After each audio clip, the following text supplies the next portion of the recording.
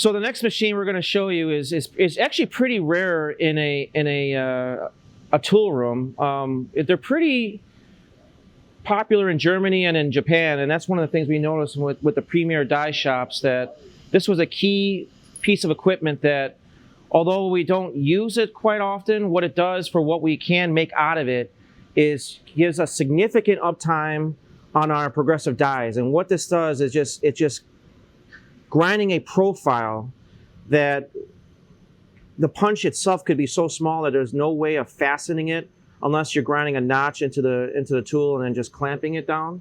But when you do that and you apply all of the statics and dynamics theories, like you apply all that tonnage on a punch and you are hitting a notch that doesn't have a backing to it, it tends to crack and break, and that's why you have a die that goes down. So as an example, and this is a profile optical grinder that is able to grind that profile away, and it's all CNC controlled. And to date, I'm not even aware of this ever even breaking. Okay. Here's another example. All right. Well, I have never seen one of these. Yeah, I'm not surprised.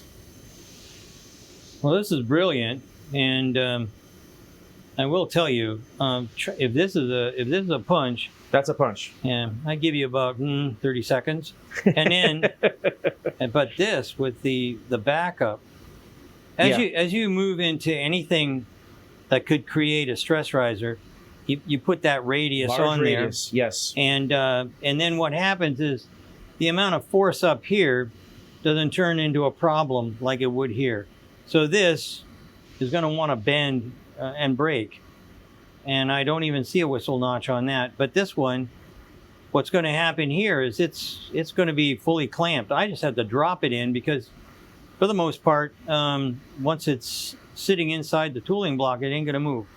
But with this, my chances of success are much higher than that. And I, like I say, have never seen that machine before.